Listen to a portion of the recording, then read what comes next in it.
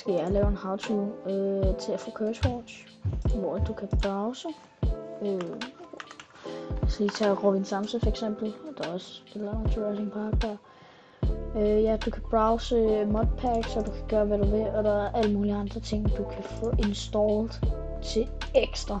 Men i dag er det til Minecraft, vi går efter. Så hvis vi går ind på CurseForge, stav sådan her, får lige lidt tid til at stave. Så nu er det stadig, så gør jeg faktisk først det her. Det vil jeg gøre, så er jeg sikker på, at det virker. Og så kan du gå ind her, og så er der noget, der hedder Get CurseForge App. Den trykker du på. Og så handler det om, at du, så er det nu, når din option kommer, Overwolf eller ikke. Og der skal du bare sige ikke, fordi at hvis du får Overwolf, så bliver den ved med at screen capture og sådan noget. Masser af sådan nogle irriterende ting, som lige pludselig lukker spillet for eksempel. Så du trykker på den her, så burde den downloade op i hjørnet her. Når den så er færdig, så gør du det, at du åbner den. Her. Så er der kun engelsk. Der er ikke dansk, så du tager engelsk. Trykker du next. Og så trykker du I agree. Og du skal være ligeglad med det der, fordi fuck det, hvem gider at tænke på det. Og så trykker du next. Og så tager du accept and install.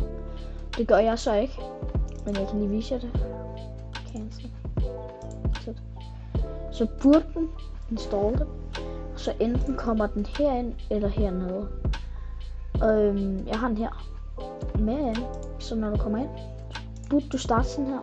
Så vælger du den, der hedder Minecraft Java Edition. Og så nu er du inde her. Og så kan du browse alle de modpacks du vil. Altså Pixelmon, All the Mods 8. Ja, PokeHandcraft. Den vil jeg foreslå dig. Den er rigtig god single player. Og så hvis du skal have en multiplayer, så vil jeg nok tage... jeg står der forkert, gør jeg ikke. Jeg skal lige se.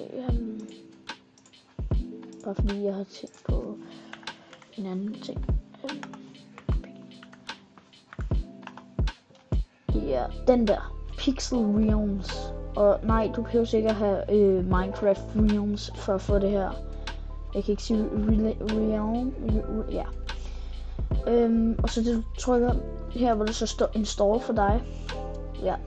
Så går du ind på den og continue. Og så det du gør, når du er herinde. Så vent.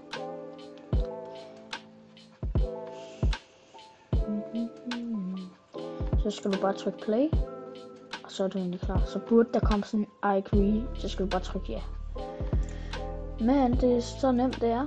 Og det er sådan man spiller på PC og modded. Tak fordi du så med, og vi ses.